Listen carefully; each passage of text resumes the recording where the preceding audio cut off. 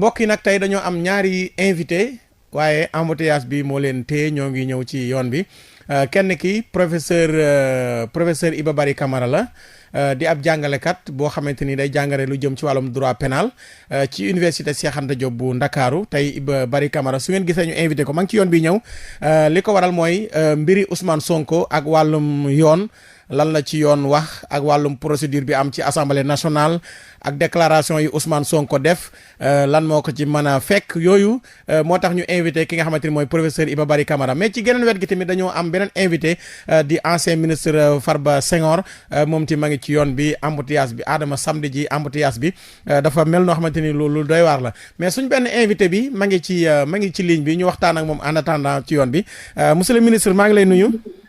oui maa ngi lay fay. ñi nga xam ne. ñu ngi déglu ci biir réew mi ak ci bitim réew mi.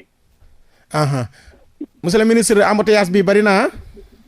waaw bari na trop mais ñu ngi si yoon incha allah dinañ egg ak jàmm. d'accord monsieur le ministre xam naa ne bala ngay agsi ñun laal tuuti ci waxtaan wi ndax professeur Iba Barry Camara moom tim ma ngi ñëw li nga xamante ni tey moo tax ñu invité leen bokk na ci li am ci réew mi actualité bi muy mbiri Ousmane Sonko mais monsieur le ministre yow mbir mi ba mu commencé ba léegi dafa mel ni déggaguñ la si lu waral loolu. déet am na ñu ma ci laaj parce que demoon naa Walfadjri. rek àjjuma bi passé. non alxames ci guddi def ko benn émission. waaw am na yeneen ñu ma ciy laaj itam nag yow yaa ma ci laajagu toon. d'accord léegi mbir mi ni mu demee ak déclaration yi Ousmane Sonko def waaye bala ñuy egg foofu complot gi Ousmane Sonko wax mu nekk baat boo xam ne ñu koy wax bari na yow lan moo ci sa xalaat ak ndax jàpp nga ne complot am na ci. waaw xam nga man dama def droit pénal spécial ndax maa ngi nekkoon contrôle économique. yi nekkoon tam inspecteur yoroon enquête économique dama prêter serment auprès du tribunal régional de Dakar ci laa prêter serment donc damay defar ay procès-verbaux damay jàpp ay nit d'ailleurs je suis cru jusqu'à inscription de faux ci sama liggéey mooy ñun sunu serment moom moo gën a dëgër comme serment bi gendarme yi def ak policiers suñuy jàpp parce que ñun mën nañ yegg foo xam ne mënuñu fa yegg donc nous sommes des auxiliaires de la justice ñun nag li ñu xam ci infraction mooy dafa am loi bi dafa wax des éléments constitutifs de l'infraction mooy nit ki suñ ne def na nangam suñu buggee xam ndax def na ko wala deful dañuy seet la mu def fee boobu ban infraction la ak yan élément moo ko constitué donc kenn mënul di évoquer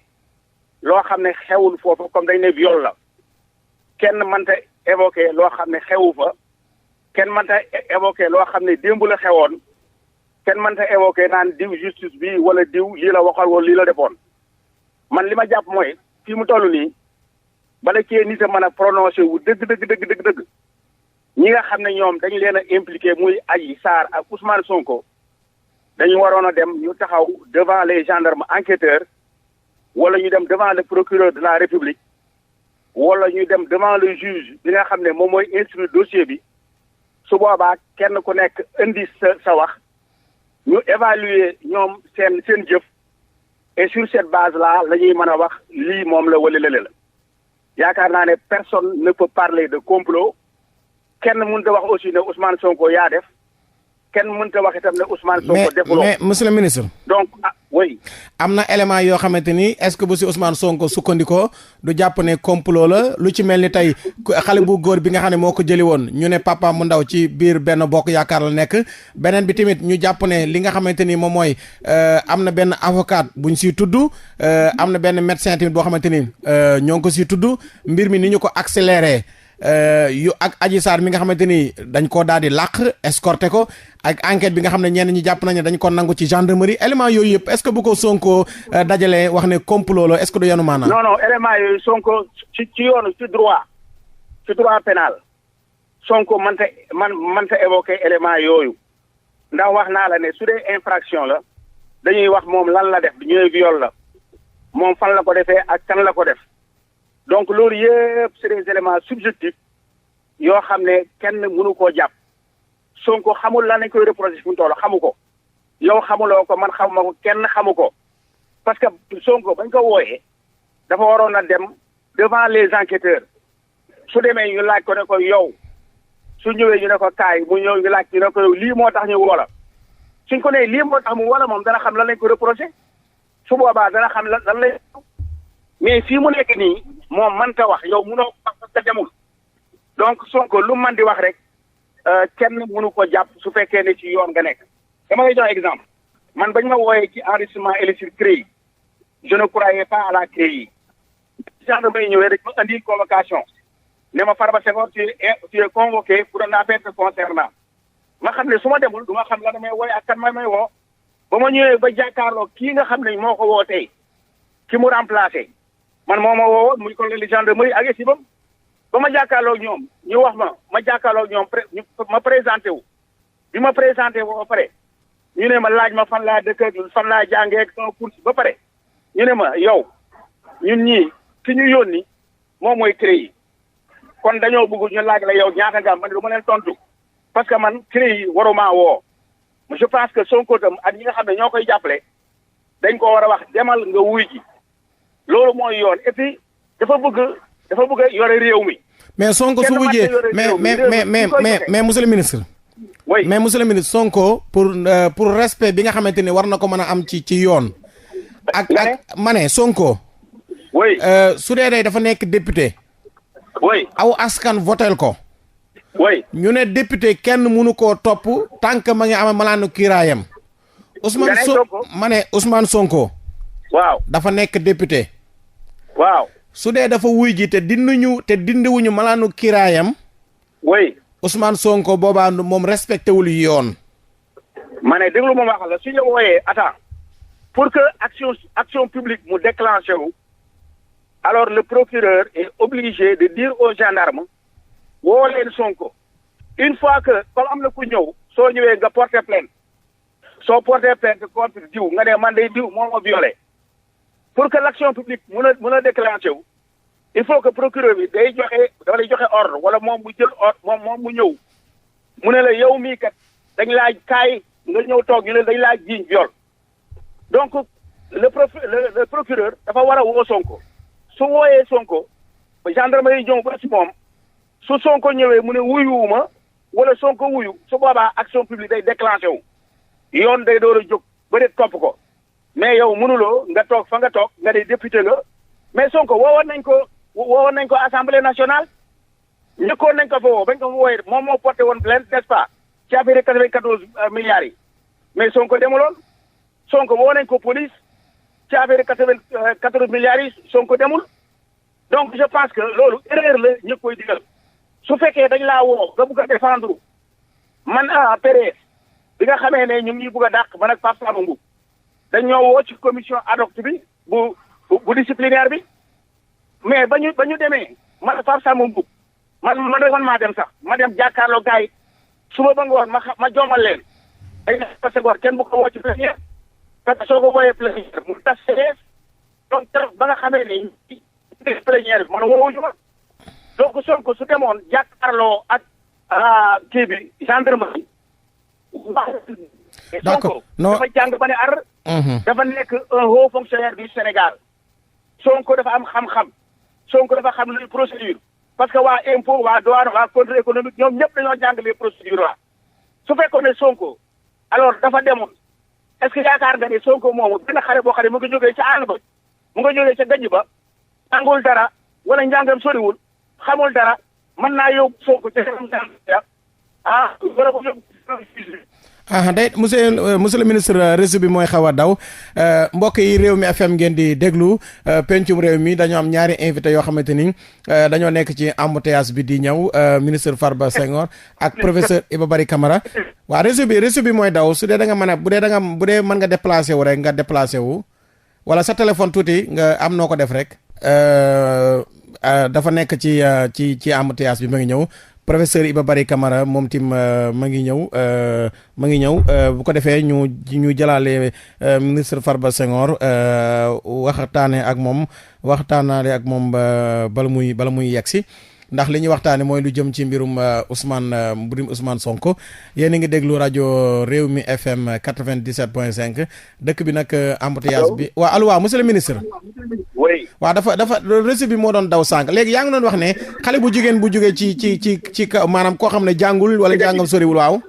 waaw parce que dama ne.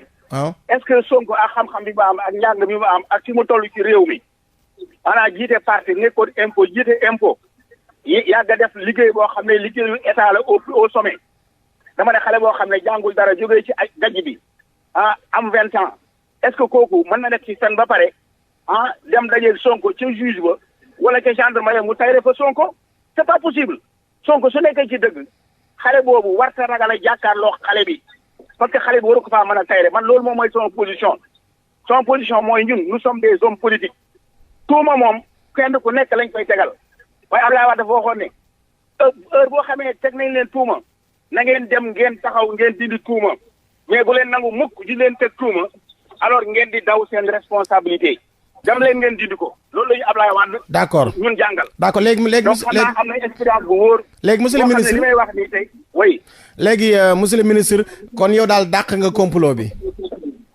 man dàq naa ne complot kenn mënu koo wax te amoo les éléments yoo xam ne ñooy éléments yu wóor man mënumaa wax ne complot am na mënumaa wax ne complot amul mais procès-verbaux yi gis nga ko nga ne mais procès-verbaux yi gis nga ko quand même loolu du yoon xam nga soo ko defoon France tey yéen ñëpp jël nañ leen jàpp nañ leen man je demande à l'État du Sénégal nañu jël ay dispositions nouvelles yoo xam ne kenn du am droit ngay divulguer ay procès-verbaux mais ñene ko divulguer mais ñene ko divulguer xaw ma ñan ñoo ko divulguer waaw mais non ma ne yow nañu laaj ñan la profité waaw ma ne nañu laaj ñan la divulgation bi profité waaw d'accord léegi man dama yaakaar ne ñi nga xam ne ñoom ñoo génne procès-verbaux yi génne ci li leen neex loolu di ko analyser li leen neex mais ñoom la profité d'accord léegi yow yaa ngi wax ne tey bu doon réew mu mel ni France jàpp nañu ñun ñëpp journalistes yi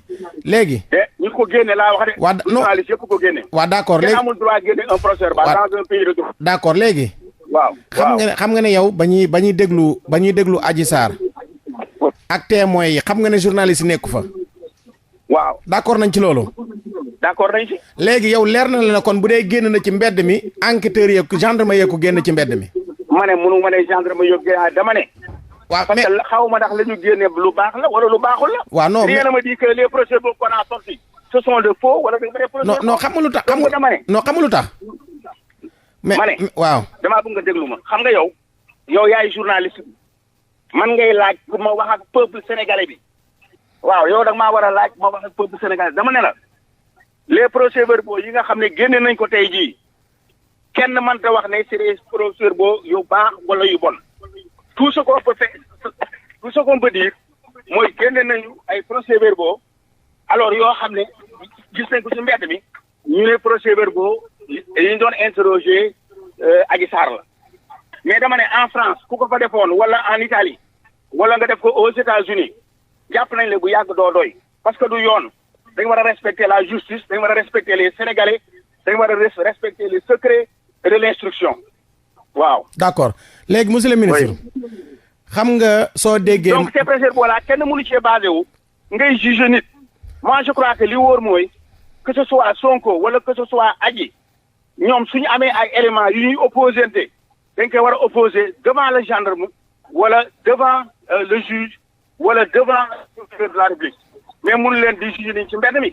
d'accord c'est malheureux on est dans des pays tellement sous-développés que dañoo bëgg di juger nit ñi ci mbedd yi ci arbre à palabre yoon. d'accord on a des justice dañu am ay kër dafa leen dañu am ay dañu am fu ñu dëkk dañu am fu ñuy wootee mais pourquoi ñu bëgg a juger nit ñi ci mbedd yi man waxuma ne Ousmane Sonko moo nekk ci dëgg wala moo nekk ci fen waxuma loolu man dama ne en tant qu'homme d'État en tant que spécialiste du droit pénal spécial loo xam ne dama ko jàng def clairement il n'est pas normal que des procès-verbaux soient diffusés par la presse et à la portée de tout le monde loolu du yoon. d'accord Ousmane Sonko tam suñ ko wooyee dafa war a wuy ji parce que son honneur ban loolu laa xalaat mais yow mënuloo heure bi la wooyee nga ne doo wuy ji. waaw d'accord man su ma ko doon digal dama naan ko soo nekkee ci dëgg da ngay dem nga jël dëgg nga gàddu ko nga xeex ak dëgg. waaw d'accord léegi mbir mi day yomb ci yow. léegi monsieur le ministre. oui. waaw léegi man tamit dama laa bëgg a wax sama li ma lay laaj wala li ma la bëgg a wax ci li nga tontu ci procès-verbaux yi. oui. xam nga gendarmerie képp ku leen tuumaal ne procès-verbaux yu gendarmerie la seen cachet nekk ci te du procès-verbaux yu gendarmerie si sensé la ñuy génn communiqué woo ñi nga xamante ni ñoo ko divulgué. waaw dama lay waxal ma ne. waa xaar ma yeggale. même su dee attends même su dee de vrai procès-verbaux la même su dee de vrai procès-verbaux la ñu génne ko ñu ko génne waruñu ko génnee. waaw d'accord naa loolu c'est ça qui n'est pas normal. la loi ne l'admet pas. mais d'accord naa mais d'accord naa. waaw dama ne. waaw pourquoi yow waxoo ne les deux parties nañu dem devant les tribunaux su ko defee ñu xam kenn ku nekk lañ lay reprocher pour que sénégalais yi mën a am une vue très claire de li ñuy reprocher Sonko. mais lan moo tax nga bëgg ma wax léegi lan moo tax nga bëgg ma wax loolu lu tax may wax loolu. waaye mais lan moo tax tam yooyu tam nga bëgg tam man ma gëm li nga gëm. waaw d'accord non man li nga gëm ma gëm li ma gëm. parce que loolu yàlla wax ci alxuraan. waaw d'accord léegi nee na kenn ku nekk nañ la bàyyi nga gëm li nga gëm. léegi ma ne. ma gëm loo yow li nga gëm. d'accord ma ne. waaw gis nga gendarmerie nationale. waaw. bi ñu leen waxee tuumalee bi ñu leen tuumalee. man waxuma li gendarmerie di xalaat dama ne la man je ne sais même pas ce que la gendarmerie di xalaat je ne sais même pas de savoir dama ne la man sama xalaat mooy li loi bi wax moom sama yoon nekkul ci gendarmerie li muy xalaat dégg nga. waaw d'accord mais li yoon wax laa lay wax man. xoolal man d'accord man xam naa ne fësal bi du yoon. mais man leer na la yow ne biñ leen di enquête journaliste yi nekku fa kon bu dee am na ñenn ñu ñuy wax gendarmerie gi nga xam ne ñoo ko jox journaliste yi ñooñu la ñu war a waxal. ma ne. waaw dañu romb loolu dañ dem ci les faits. d'accord léegi parce que loolu gendarmerie moo ko war a lijjanti. waaw d'accord léegi yow léegi Ousmane léegi. boppam waaw d'accord léegi. yow daal nangu nga ne jël diffuser ko du yoon. waaw d'accord léegi. c'est ça du yoon. waaw d'accord du yoon. waaw d'accord léegi nañ ñëw ci immunité parlementaire Ousmane Sonko léegi. oui dindi nañ ko assemblée nationale. oui moom nee na procédure bi jaarul yoon. oui bu ñu ko wooloo di wuy ji. oui lan moo ji sa xalaat. xam nga ma ne gendarmerie disons kii assemblée nationale ci boppam dafa nekk moom ak exécutif bi ak judiciaire bi kenn ku nekk da nga nekk à part allo. waaw maa ngi lay dégg waaw maa ngi lay dégg baax. kenn ku nekk da nga am à part da nga nekk à part kenn ku nekk da nga am sa domaine. loi bi nga xam ne moom la ñuy àttee gendarme ci assemblée nationale. mooy son règlement intérieur. Le garant du bon fonctionnement. Et de l'application du règlement intérieur. kooku mooy le président de l'assemblée nationale. moom suy jooytu. suy jooytu ndax loolu dëgg la wala du dëgg. dafa war a dem. mu jooytoo ko ci biir assemblée nationale. mais nekkul ne. ci mbedd yi lay taxaw. mais wala ñaay nee na kuy tardé reer ñu reer sa gannaaw. dafa war a fekkee ji. Sonko su fekkee du fekkee dara du am benn moyen pour défendre. waaw. d'accord su fekkee du fekkee dara. waaw nu muy défendre. waaw mais monsieur le ministre. oui waaw mais Ousmane Sonko. demul assemblée nationale mais moom jàpp na ne procédure bi jaarul yoon wax na ko ay avocat mais mun nga xam lu jaar yoon lu jaarul yoon lay jaar yoon président bi de l'assemblée nationale moom moo koy wax. mooy lii toujours. ne article tel ne lii la wax. dégg nga. donc moom mënu ko xam. moom dafa war a dem. su demee. mu fekkee mbir yi. mais yow demuloo ba pare ngeen affaire fa nekk du yoon nooy xamee lu du yoon. mais am na fay mais jot nañ dossier bi que ne procureur si boppam contre X la wax assemblée nationale pour ñu dindi malaanu kiraay contre X te X amul assemblée nationale. mais ma ne Sonko. waaw kenn du plaidé ci mbedd mi kenn du plaidé ci mbedd. waaw d'accord monsieur le ministre excellent waaw maa ngi jégalu. non garaawul baax na. macha allah kontaan naa nag ci macha allah. non man tam kontaan naa ni nga jëlee affaire bi xam nga il faut du progrès dans nos pays. waaw il faut ñuy progresser. dëgg la. la woon démb rek. alors dañ koy romb. waaw dëgg la. yàlla def na am nga xelu. waaw xam ne retard am na man ak sunu waa ji. nga dem léegi ne naa la woo. waaw ngay ñëw TFM defoon na ma ko. Babacar Fall un jour. donc je crois que nit ki dafa war a am xel. lu ñëw dafa war a nekk à la hauteur. alors pour mu mën koo dem am solution. voilà jërëjëf maa ngi baloo wax nag yéen ñi déglu yëpp dalal tuuti kon mbokk yi ma ngi noonu ñu leen di jaajëfal bu baax a baax yéen a ngi ci Rewmi FM seen émission pencum réew mi ngeen di sànd ak Abdou Khadre Seck samedi bu jot 15h jàpp 16h tey nag ñu invité monsieur le ministre Farba Senghor ak ki nga xamante ni mooy professeur Iba Barry Camara professeur ma ngi ci yoon bi ñëw doon naa ko woo sax mais moom nee na xam naa mënul dawal ci embouteillage beeg yooyu waaw non mais kontaan nañ nag si ñoom mais monsieur le ministre Ousmane Sonko nag assemblée nationale yow assemblée démb rek gis nga lu dul yoon li nga xamante ni tey def nañu ko. def nañu ko. mooy li nga xamante ni tey mooy amal li nga xam ne mooy plénière bi. te journalistes yi fekkewuñu ko xam nga loolu rek kenn xamul lu mu. non xam nga journaliste du ñu dugg. waaw du ñu dugg fa ñuy àttee. journaliste du fa dugg. parce que dañ ne commission ad hoc. dañ ne plénière. suñ nee plénière. c'est plénière bu ñu def à huis clos. c'est destiné aux députés. suñ nee ad hoc.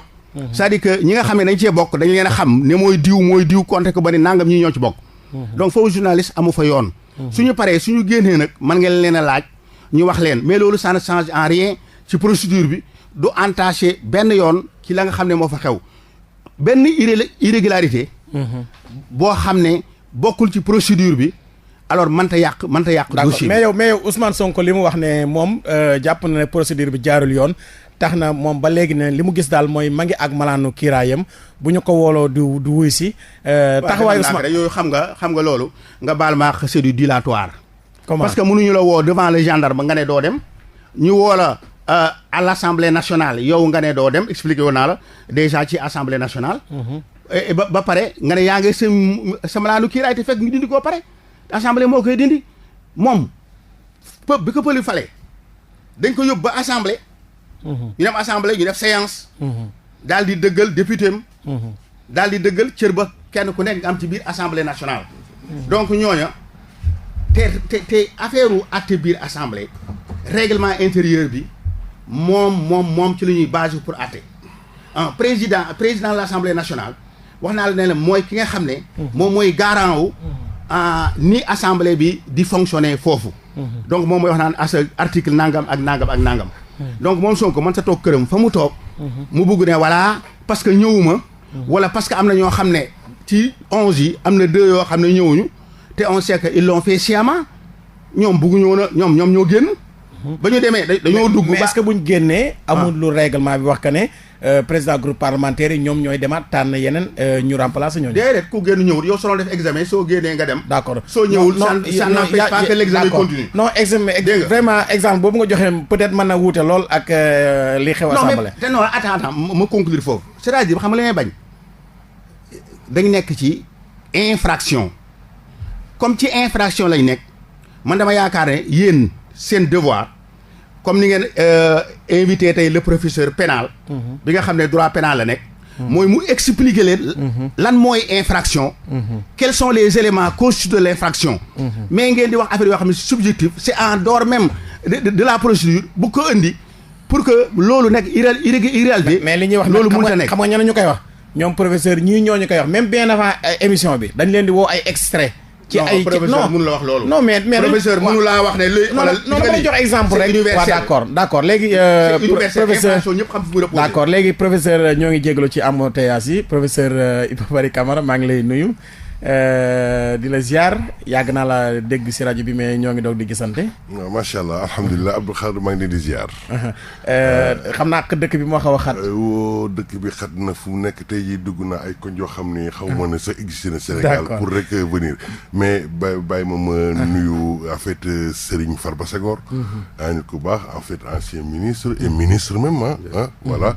ñu ngi lay ziar en fait di nuyu seen auditeurs yëpp. d'accord parce que thème bi ngeen di débattre nii dafa nekk thème boo xam ne bii dafa xew ci jamono. d'accord léegi professeur bala ñuy ñëw ci li nga xamante ni tey moom la Ousmane Sonko soulevé que ne procédure yi normalul tey Ousmane Sonko li ñu koy tuumaal et tout ça dégg nga que procès-verbaux yi sànq maa ngi si doon wax ak Farba Senghor dañu gis ne procès-verbaux yoo xamante ni tey njort nañ ne ci gendarmerie la jógee wasaaroo ci place publique bi yow loolu lan moo ci sa xalaat ak lan la ci yoon wax. waaw en vérité sur cette question précise li ñu si mën a wax mooy lan moo di que ni dégg naa bi muy ñëw parce que maa la doon déglu. li mu wax en réalité c'est effectivement cela. te que Sénégal c'est pourquoi lorsque une personne jóg ne man véritablement je n'ai presque plus foi en notre justice. En fait il faut également ñu comprendre cette personne-là parce que normalement PV yoo xam ne yii dafa am su fekkee ni loolu la loo xam ne dañ ñëw toog foo xam ne bii enquêteurs yi ak ki ñu doon entendre rek la. ñu ñëw diggante procureur rek en fait enquêteur bi la. ñu dem ba affaire bi mel ni en fait nu mu titi quotidien Rewmi FM. affaire Rewmi. non Rëmbe Réew bi. ce n'est pas normal te gis nga loolu noonu. C'est la faute de qui? Mais non, en fait, non, il ne m'appartient pas à moi. En fait, me déterminer kan mooy fautif bi kan moo ko def mais xam na la infraction la. te fu mu nekk nii le procureur devrait s'autosaisir comme le bâtonnier donc de l'ordre donc muy des avocats waroon également apporter ay sanctions parce que avant même que muy jël mesure comme quoi dafay intervenir yi nga xam ne ñoom ñoo constitué wu ñu nekk ci rajo yi di wax lu nekk en fait mais avant boobu mais on a vu donc ay avocats yoo xam ne ñoom ils connaissent bien la loi xam nañu baax article 11 donc code de procédure pénale xam nañ loo xam ne lii am na xam ne duñ ko def mais dañu ñëw toog ci télé yi ci rajo yi mais di wax ay éléments yoo xam ne ni donc pour un dossier qui mais quand même non moi j'ai dit que Sénégal kaay ma wax la néewuma kii mais en tout état de cause kii dafa war a nekk loo xam ne lii une bonne fois pour toutes le procureur devrait s'auto-saisir et puis ñu def ay investigation pour que affaire yi dakk parce que gars yi ma wax la du rek tey affaire bi man bi moo ko yàggee fustigé ça fait maintenant plus de 6 ans wala 7 ans ma ne lii c'est pas normal loo xam ne lii en fait seen mais da ngay lire journaux yi mais journaux yoo xam ni kay ma wax la li nga xam ne lii moom moo doon moom moo xew ci PV yi mais moom la ñuy recopier jox la mais loolu noonu kay ma wax la kooku noonu xawma nous avons donc muy des autorités nous sommes dans un état organisé un état très moderne donc am na yoo xam ne yi dañ ci war a veiller parce que xam nga ay affaire yu ñëw di bàyyi benn affaire bu ndaw bu jàll day dem ba yàgg su yàggee dafay indi pëccëxoo day jaxase réew mi am na yoo xam ne yi il faut s'arrêter parce que aujourd'hui au Sénégal en fait avec moo tax man je veux même pas me prononcer ci affaire éléments yi nga xam ne affaire moo nekk ci PV yi ñi koy wax mais man du ma ko lire yàlla xam na ko. D'accord ñu dañ naan ma est-ce que ça man leen su fekkee ni loolu la mais man je veux même pas en fait prendre connaissance de ça. parce que je considère que l'instruction et l'enquête là en fait elles sont secrètes. D'accord léegi professeur li nga xamante ni tey moom mooy viol yan élément la viol la ñuy wax ne kii dañ ko violé. waaw xëy na loolu noonu en fait mën nañ si kii pour jàngal nit ñi mais en tout état de cause en fait. même bu dul ci cas bi. non moo lay ne dinaa ñëw dama ne même su fekkee ni affaire du donc kii bi il appartient aux juridictions de jugement ñoom rek a mën a wax est-ce que viol am na est-ce que viol amul parce que viol infraction la donc viol xam nga mooy lan mooy nga jàpp nit en fait ñëw sàkku ko. ci anam bu ne nga sut ko lees napp ko ëpp ko doole wala nga nax ko wala nga bett ka ba def ak moom noonu nga bëgg a def ak moom te moom te c'est l'élément important te moom d'accordu ca xam nga consentement boobu tout tourne autour donc de cette notion là de consentement moo tax ñu ne viol dafa nekk affaire bu doy waar fu mu nekk ni nit ki mën na ñëw sax ne la d'accord naa. te d'accord ñu séq. ngeen def ba pare mu ngi génne d'accord loon def nga ko mais naka la ñuy prouver que ni d'accord na wala d'accordul moo tax man na gis a viol su fekkee ni nekkul un cas de flagrance loolu laa ma soutenir plus ñuy dem plus ça sera difficile d'établir la véracité donc de ces faits constitués donc de viol. mais est-ce que gis nga dossier médical bi ñuy. du ma ko bëgg a gis. d'accord léegi beneen laaj bu gàtt rek mooy Ousmane Sonko. déclaration bu njëkk bi.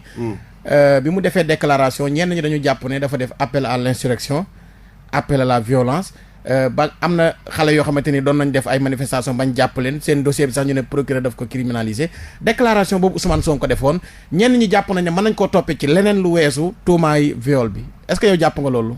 waaw mon cher Abdou Khadre c'est que xam nga dañu nekk si réew moo xam ne bii léegi rek si plateau benn télé fa laa ko waxee c'est que xam nga nit ñi il faut que ñu dawal seen diggante yërmande.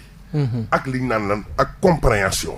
parce que xam nga lan la kii bu ko waxee noonu Sonko bu ko waxee noonu man est-ce que Iba Camara su fekkoon ne man maa nekk place Sonko en fait man la concerné affaire bi naa ñëw di waxee noonu mu waxee mais fu mu nekk il faut qu'on se pose la question kan moo wax c'est Ousmane Sonko te dafa ne moom dafa en fait il sait et c'est vrai il représente quelque chose fii Sénégal. pour nga nag en fait nu mu tuddati pour ay droit wam ñu ñëw ko en fait moom su fekkee ne estimé ne que ne conditions yi mettre luñ ko pour effectivement affaires yi jaay yoon mais dafa naan il faut que ngeen protéger ma parce que kaay ma wax la nag Sénégal tëbuñu rek mu nekk Sénégal dafa yàgg am ay précédent moo tax ma ni man su may apprécier boobu li mu wax du ma ko apprécier en tant que nit en tant que un simple citoyen par rapport à nos institutions kan la c'est l'homme politique qui parle moo tax donc de ce point de vue ñuy wax en fait insurrection c'est vrai que le donc appel bi c'était un peu fort parce que mënoon na nekk loo xam ne lii mënoon na déstabiliser mënoon na indi problème mais nag insurrection soo koy wax kooku nag il faudrait réfléchir nag quand même nag xam nga ak lu ñu bëgg a qualifier insurrection nekkul loo xam ne nii da ngay woo nit ñi ne leen taxaw leen insurrection su amee mooy di que ni c'est l'état même qui serait en péril institution yi dara laal du dox moo tax ma ni bu ñu nekk jusqu'au boutiste ñëw non nañ indiwaat yëpp ci li nga xam bi noonu la d'accord léegi dindi nañ malaanu kiiraayam nee na du wuy ji Ousmane Sonko ndax nee na procédure bi jaarul yoon lan moo ci sa xalaat waaw kooku nag kaay ma wax la c'est que xam nga lu mu métti moom avant d'être politicien avant d'être un homme politique c'est un citoyen et la loi c'est la loi c'est ça le problème quelle que soit la situation lui en fait il sera obligé mu dem wuyu ji si bu mu koy neex si bu mu koy naqadi parce que léegi toll nag foo xam ne fii il faut que ñu tuumaal nañ ko quelle que soit la situation jox jébbal nañ dossier bi koo xam ne kii moom moo ëpp doole gendarmerie moo ëpp doole police moo ëpp doole procureur kooku su ko ñëwee woo nag kaay ma wax la dafa war a dem wuy ji mu déglu ko kenn neewul ne nag déglu bi en fait lan la dañ daan ko yow la wala du yow wala dañ koy placer mais man soo déggoo discours am deuxième discours am bii moom xam nga lan la craindre tiitul ñu juger ko mais xam nga lu mu tiit ci balaa ñu koy juger parce que xam nga fu mu nekk nii il est libre mën na organiser donc sa défense mais su ñu demee par exemple ba dem déglu ko le juge na koy mais en tout cas il y a des indices yoo xam ne yii permettre ma bàyyi la kii dama lay placer nit ku ñu placer tu perds ta liberté privation liberté la. te bu dee viol mën na yàgg aussi. mais c'est ça parce que crime la. d'accord jërëjëf professeur Iba Barry Camara Rewmi FM ngeen déglu léegi monsieur le ministre Farba Senghor Ousmane Sonko moom nee na du wuy ji ndax moom dafa jàpp ne li nga xamante ni mooy procédure bi jaarul yoon est-ce que jàpp nga ne instant bi deltu ginnaaw mën naa amaat ci mbir mi wala yow la nga jàpp ne mooy solution bi. waaw maa ngi nuyu d'abord professeur di ko gërëm bu baax a baax. parce que c'est un professeur émérite ñëpp xam nañu vraiment dañuy koy déglu tous les jours muy wax. yàlla def na lu bëri bi nga ko waxee ñun ñoo ci bokk ba nga ma laajee dama la ne man mënumaa wax ne Sonko moo tooñ wala Sonko tooñut wala moo def wala defut ma ne la yow mënoo ko wax keneen mënoo ko wax kenn rek moo ko mën a wax mu wax ko devant gendarmerie wala procureur wala mu wax ko devant le juge loolu mooy problème bi c'est-à-dire que affaire yi infraction itam la nga def da nga violé comme ni mu wax ndax tëdd nga wala tëddloo moom foofu lañ koy kii li wax tamit viol lu naqaree cerné la fan yi rek ñu ñëpp ko doon suivre affaire Tron bi nekk en France il a été secrétaire d'État la woon secrétaire d'État la ba pare maire la ba pare professeur la buy jàngale mu am benn xale boo xam ne nekkoon na élève am ay 2004 yooyu la commencé xale bi ne da doon tëdd ak moom ba ay 2011 mu door ko yóbbu dans les tribunaux bi ñu ko jugé daaw ñu bàyyi ko parce que ne voilà y a pas d'élément mais bi ñu ko jugé ren dañ ko tëj 10 ans xaw ma 6 ans parce que ñu ne comme maire bi la woon nekk professeur am dafa am ascendance ci moom. mais loolu que mais waruñu sukkandiku foofu kese. attends bugul wax waruñu sukkandiku dama la wax li xew. dama la wax li xew waxuma la yow du yaa koy jugé wala du man maa koy jugé da ngeen di bàyyi dugal seen xol xam nga soo demee en Europe ñi nga xam ne ñooy animé débat yi chaque télévision chaque organe dafa am koo xam ne da nga nekk un genre médiateur su kii waxee man ma wax day seet li nga xam ne moo ci enu maana mu def ci synthèse bi li nga xam ne bokkuñu ko li mu ci mën de jugé mu bàyyee ko ñi ñuy déglu mais du nit du wax rek la xew France nga ne loolu du yoon noo xamee ne yoon la wala du yoon te yow nekkoo France donc léegi dañ ko ci liñ ko tëjee loolu lañ ko tëjee te rëccoon na mais mu dem appel ñu tëj ko parce que dañ yaakaar ne comme nekkoon na maire te mooy maireu xale bi mooy dëkk bi quoi moo ko jiite ba pare nekkoon na professeur dafa am benn poids bu muy am ci moom tax ñu tëj ko mais kon ñëpp nekk en sursis. non dama la bëgg a wax ne mais kon góor ñëpp nekk en sursis. non attends non si mais monsieur le ministre xam nga li nga wax nii dëgg ma expliquer rek xam nga li nga wax nii mooy que léegi góor ñëpp mën nañu nekk en sursis ndax léegi nit mën na liggéey ci benn entreprise benn xale bu jigéen toog ba mu neex ko mu ñëw ne sama patron woon wala sama professeur nangam daf ma violé wala nangam loolu c'est trop facile. moo tax gis nga monsieur le ministre baal ma c'est que moo tax gis nga viol bi ñu demee réformer ko.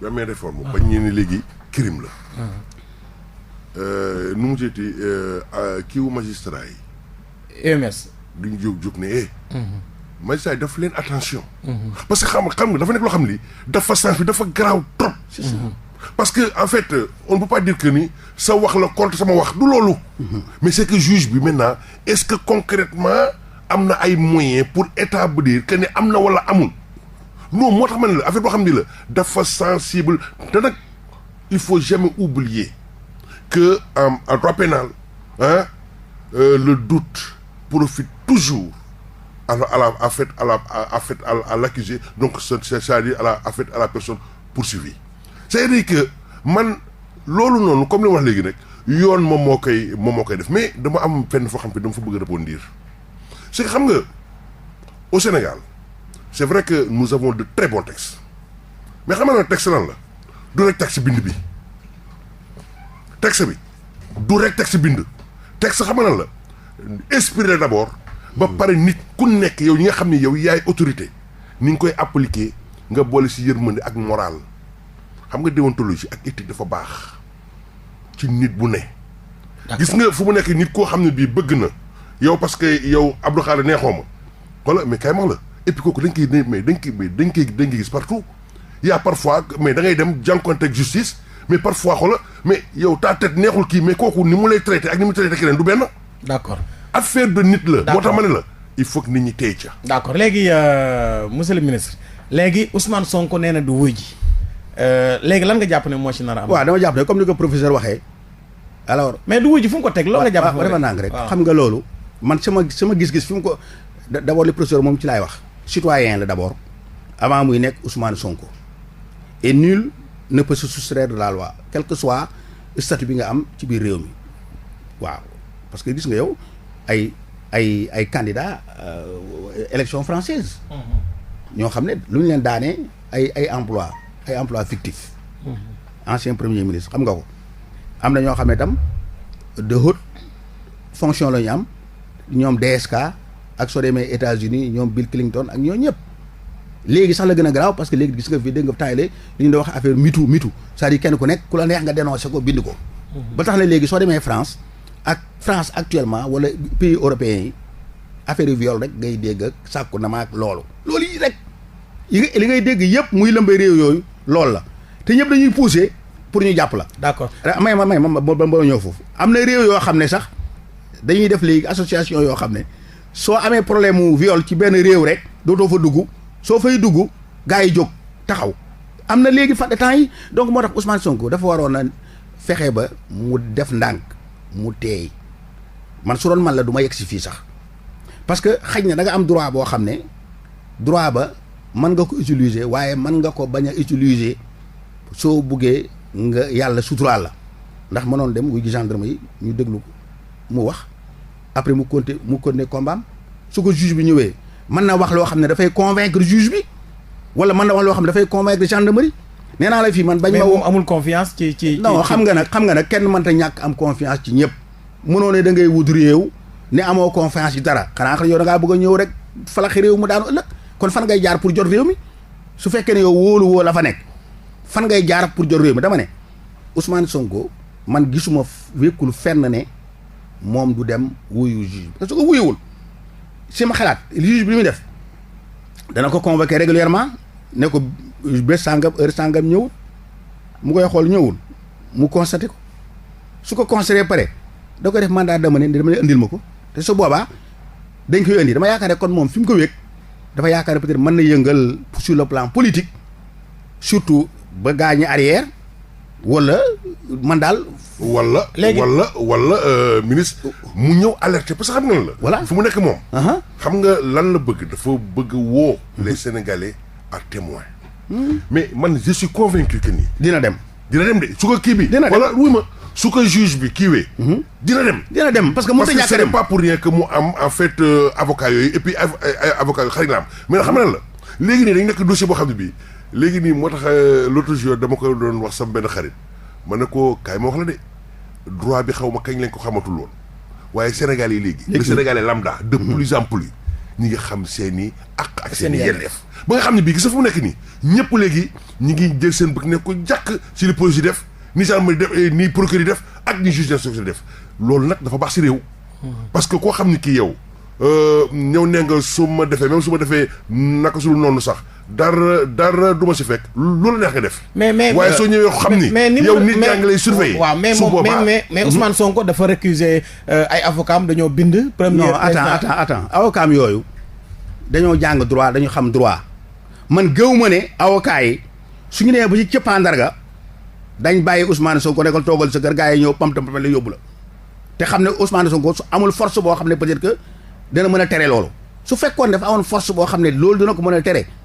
je pense que mun na am ascendance ci avocats yi muy leen bàyyi leen ma rek man fii kenn mënu ma fay jëlee. mais moom jàpp na rapport de force. kana loolu non rapport de force boobu peut-être que dafa surestimé moom boppam waaye gisoon nañ fi Ablaye Wade ñu jàpp ko fii ñun ànd ak Ablaye Wade ñu jàpp ko dugal ko ci kii bi nu mu tudd ci oto bu weex yooyu 4x4 bii. ñu dem Sandaga dañu ñëw jàpp Ablaye Wade dugal ko foofu te bu dañu yaakaaroon ne kenn mënu ko kenn du ko jàpp Idriss Seck jàpp nañ ko yóbbu ko. Khalifa Sall jàpp nañ ko yóbbu ko. Karim jàpp nañ ko yóbbu ko li professeur wax rek mooy reeteet bi alerte bi coow bi ba nit ñi dégg la mais final ca fin ba doole yemul. d'accord léegi professeur dama dégg avocat yi Ousmane Sonko ñoom bind nañ premier président cour d'appel bu Dakar kane ñoom ànduñu ci juge Mamadou Seck mu àtte leen est-ce que loolu yoon la. loolu yëpp mën na ne xam nga fu mu nekk nii kay ma wax la citoyen kay ma wax la de dañ naan justice rek.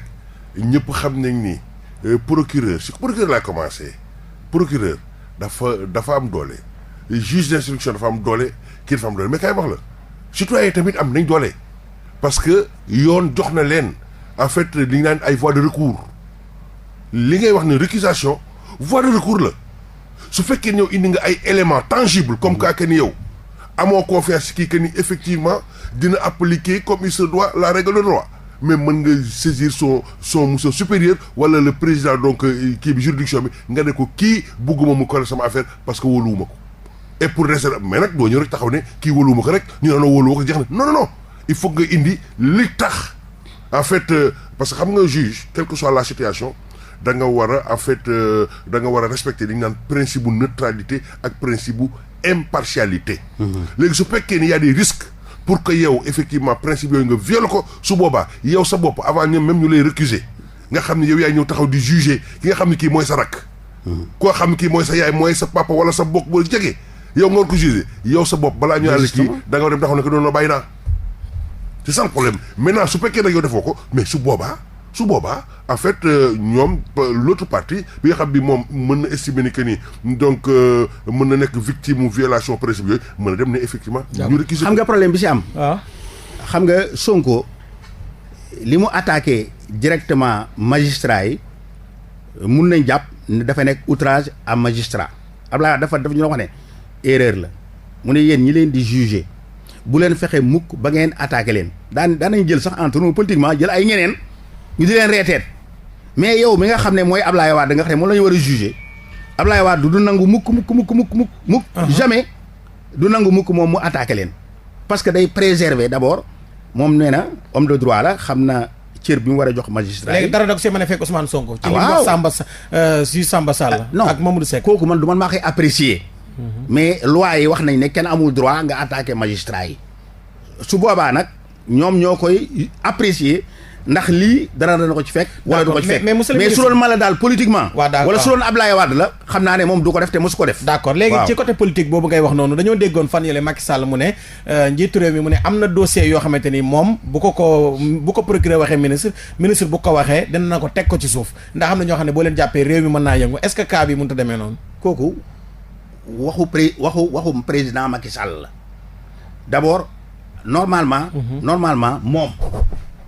su nekkee côté exécutif bien que mooy président wu magistrature bi mais amul droit immixé wu ci dossier boo xam ne mi ngi nekk en cours loolu ñëpp xam nañ ko mais itam damay wax ne réew pays kenn mënu ko gouverner nga def abstraction wu la force des composantes yi nga xam ne ñoom ñoo nekk ci biir réew mi damay yàgg wax ne képp koo xam ne yow da ngaa xeeb tijaan yi ak murid yi ak catholique yi force yooyu ku leen xeeb ci biir réew mi na la leer na la doo fi yàgg parce que suñuy watee ñoom ñoo ëpp doole ci électorat bi soo nekkee ci biir dëkk bi ñoom ñoo fi ëpp doole donc il faut que yow miy gouverner nga balancer deux choses et là c'est vrai je comprends le président Macky Sall parce que mënuloo ignorer doole bi khalife général des mourides am wala doole bi khalife général des tidiane am wala doole bi monseigneur am mënoo ko ignorer waaw kon sooy gouverner réew mi am na foo xam ne doo fa yegg moo taxoon ci mbas mi moo waxoon ne amul benn président boo xam ne da nga ba ñeeku di xeex ak peuple bi gars yi naan du man damay julli ji sëriñ bi naan man d'accord ma ci loolu ngay xeex ak ñoom ba pare di bañeeku di xeex ak mbas mi kenn mënu ko donc le président était obligé mu arrière reculer ba nekkaat à la hauteur de son peuple mu mën a continuer waat. et c'est là où où véritablement j'interviens parce que xam nga da nga wax dafa am ay force ñoo xam ne ñii dañu dara lañ ci réew mi. kilifa lañu. te parmi ces kilifa là mais kii si la bokk nu mu tuddati Ousmane Sonko. c'est que Ousmane Sonko kay wax la mun ñu ko traiter même su fekkee ni. en fait infraction qualifiée de viol la mais donc waruñu ko kii en fait traiter comme man Iba Camara. niñ ma waroon traité parce que xam na la su fekkoon ne beneen autorité la mu am na toujours yeneen mécanisme yeneen voies yoo xam ne mën nañ fa jaar ba nga xam bi coow bi dinañ ko régler te coow du jib parce que xam na la dafa nekk nit koo xam ne kii kay ma wax la de suba mën na nekk président parce que fu mu nekk nii non dafa nekk opposant la et puis mu am ñoo xam ne dañoo topp ci ginnaawam ne serait-ce que pour ça affaire bi dañu ko waroon def ndànk am na yeneen voie pour ñu régler ko au lieu mu nekk affaire boo xam bi dafay siwe nii. mais est-ce que moo bëgg mu siiw moo tax ma ni dañoo toll foo xam ne fii man ku ma xam-xam ni man faraluma kenn mais apaisement xam nga dafa am benn ay kii yoo xam ni président bi lu mu waxoon loolu man dama see d'accord de même su fekkee ne ñeen yaa ngi ko def fi sujet de dama see d'accord am na mais am na ñoo xam ne xam na la soo leen laalee nga xam ne kii xoolal mën na créer ay conséquences yoo xam ne ñoo ëpp danger bi moo ëpp ñoom affaire li ñuy def mais xoolal teg ko si suuf c'est-à-dire que nañ jéem a def apaisement parce que léegi rek laa wax Sénégal notre démocratie est violente xoolal ñi nga xam ñoom ñoo nekk au pouvoir ak opposition bi mais toujours ay rapports heurtés non moo tax je ne cesserai jamais de répéter que politique monsieur le ministre politique affaire de gentleman la. d'accord mais professeur Ousmane Sonko lu mu am doole tamit Adji Sarr dafa am ay àq ak ay yelleef. non moo tax ma ni la néew ma la ñu falax ko mais dama ne mën nañ ko régler nee est-ce que ay kii ñu mais ñu tëj kii affaire par exemple Sonko mais ban rapport moom lay am pour kii du mu ci Adji Sarr moom. ñu tëj ko ñu affaire ñu bañ ko tëj ban intérêt lay am pour Adji Sarr à la limite mën nañ ko ñëw en fait encadrer ko s'il le faut pour rek apaiser il y a d'autres voies. surtout professeur li mu wax xam nga professeur. dafa wax lu am solo. xam nga nee na composante yooyu da nga war a dem ak ñoom doucement molo xam nga loolu wax en résumé. yow nga ne ko est-ce que du Sonko moo bëgg loolu. xam nga soo ko seetloo professeur la réaction muy sëriñ yeeg li murid yi tijaan yi yeneen composante su ñu amee problème bu xam ne garaaw na dañuy wàcc devant l'état ñii di ñaan njekk non dañuy ñaan njekk di yónnee ay nit di wax di seddal mais par contre politicien bi Abdoulaye Wade rek Sonko ñeneen la plupart temps dañuy yaakaar ne ñoom seen force politique bi nekk seen gannaaw suñu ko indee imposer ko da leen di may doole ñu arrêté affaire bi. mais Abdoulaye Wade dafa naa ma yegg de mais Abdoulaye Wade xel bi mu amoon mooy da doon souffler le chaud et le froid su doon Abdoulaye Wade ba mu xëcc ko nii ba nit ñi dégg ko ba nit ñi gis ko day taxaw. xam ne mi ngi bëgg a daanu ci kàmb gi. waaye nag politiquement nag président. mais monsieur le ministre. non kooku moom mun naa la ko certifier ñun yàgg nañu suivre politique bi. mais kaay ma wax la de. Abdou Diouf. ni mu meloon politiquement. Abdoulaye Wade mii le vieux ni mu meloon non du point de vue moral ñoom xam na kaay ma wax la xam nga lan moo taxoon seen monsieur pouvoir neexoon. dañoo xam ne am nañ doole ba pare ñu boole yërmande. exactement mais nag kaay ma wax la moo tax man foofu laay woowee kii Macky. voilà de par sa jeunesse. c'est vrai moom xoola non dafa war a def li ñu naan esprit de dépassement. mais dama la wax ne la moo gis nga c'est que man je n'ai jamais aimé rapport yi nga xam bi moom la waa en fait nu mu tuddati mouvance présidentielle bi rapport yi ñu am ak Sonko mais mosuñu gis rapport yooyu. mais kay ma wax la finalement dañ ko réduire à des rapports crypto personnels et puis xoolal comme su fekkoon ne ay bañante la. d'accord confiance amul seen diggante xam nga tax non même yow li ngay wax ni Ousmane Sonko même su doon tey waaf na état bi moom force mu jëm ko yëkkati dafa ndànk rek loolu nga yaakaar. waaw sama xalaat loolu nga yaakaar. mais Abdoulaye Wade moo gënoon a garaawle fop fu mu yegg Sonko du fa yegg mais xam nga li problème mooy côté moral bi côté ay jigéen côté yooyu dañ koy moytu parce que loolu dafa sensible c'est-à-dire que loo xam ne la soo ci xasee ba dugg doo ci gaaw a génn xam nga Sonko li kii da wax ne ñoo Abdou Diouf président Macky ak ñooñu dañu waroon a xaw a wàcc xaw a seral mais Sonko tam dafa waroon a seral c'est-à-dire que soo demee même bu seraloon ngeen tàngal. waaw defe naa man bu wax ngeen wuyu ma bu wax ngeen man. non si fii toog ma fi pour président. non mais yéen a far yéen toog ma fi pour non attends rek man fi dama fi toog. man non waxit la rek wax la vas-y. yow sama xarit la donc dama la bëgg a wax ne la. waaw Sonko si boppam. du président Macky rek moo war a seral. y a deux partis. pourquoi yéen ngeen bëgg ngeen demander président Macky mu seral. mais seral mën na am de kaay ma wax la seral soo amee kaay ma wax la. du ñoom ñaa jël initiative yi. dafa am fii dañu fi bëri ay kilifa de. sëñ Farba yow am na koo xam ne kii xoolal loo mënul may dara. am na koo xam ne su ñëwee. ne la Farba may ma lii. mais Sonko non d'accord naa loo xam nga da nga waroon wax kon professeur nga waroon wax ne. na am kilifa yoo xam ne ñu jóg. waaw def médiation. loolu ay voix loolu nga waroon a wax. voix yi may wax noonu voix yi loolu la mais soo nee président bi. moom moo war a bàyyi moo war a seral. déedéet waxuma Sonko ak gaayam yi ak ñi ngi tàngal ñi ngi jafal. non Abdoulaye Wade dana dem déedéet waxuma loolu. dama ne il y a d'autres voies. voilà am na yeneen voies. voilà pour ñu affaire bi calmer ci Abdoulaye dana souffler le chaud et le froid. Abdoulaye ne soo demee ba nga xam ne mi ngi bugg a damm rapport de force baa ngi bugg a damm yëpp nee na taxawal tuuti. nga dellusiwaat mais kooku ñëpp xam. mais Abdoulaye Wade moo ko tax Abdoulaye Wade boo ko tax Macky de Abdoulaye Wade nee na Macky bu màttee du bàyyi. déedéet waaye defe naa xam nga ne attends. non loolu xam nga da ngeen a far. non professeur. non waxuma la yow de. far booy la non waxuma la yow de. non professeur kii laay wax. farul de non defe naa xam nga. non xam nga xam na xam nga man tax ma leen dafa far. non xam na man far. non pardon xam nga tax ma leen dafa far. yow en toute responsabilité. da ngaa war sooy wax soo waxee Macky li mu war a def nga wax Sonko li mu war a def mais munoo su ma waxee rek nga ne Macky te man toogaloo ma fi Macky. man yàlla xam ne gis nga Sonko damaa bokkul seen groupe yi à chaque fois dama leen doon jox ay conseils te mënoon nañu ma génne mais xam nañ ne ànd ma woon ak ñoom mais man nitu dëgg laa. dëgg la dégg nga dama leen wax ne Sonko yàgg naa leen ko dégg ma leen Sonko yoon bii mu jaar nii su fi jaaree du yegg fa mu jëm. waxoon naa sax ne. Sonko épiphénomène la.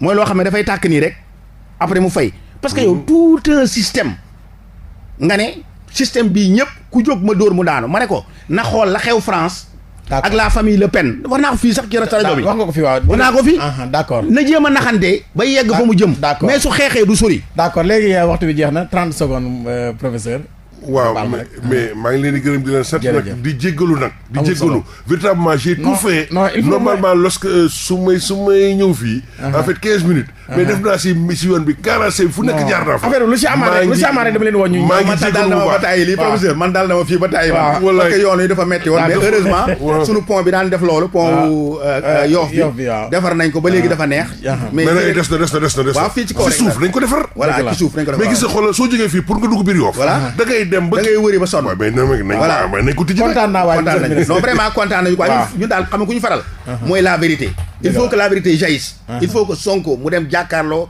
ak juge bi ñu xam moom lan lañ koy reprocher moom itam mu jóg mu joxe position am man bañ ma ko defee wax naa la de ba mu waxee gars yi ci commission ad hoc ba plénière woowuñu ma plénière kenn woowoo ba xam ne suñu ma wooyee PDS tas donc Sonko na dem wuy ji ku ko waxal ne ko bul wuy ji daf koy nax parce que yow li nga wax personne ne peut se soustraire d'accord ci juge bi te day ñëw jël si la d'accord waaw kon nag maa leen di gërëm baax di leen balaax jërëjëf monsieur le ministre jërëjëf professeur Iba Barry Camara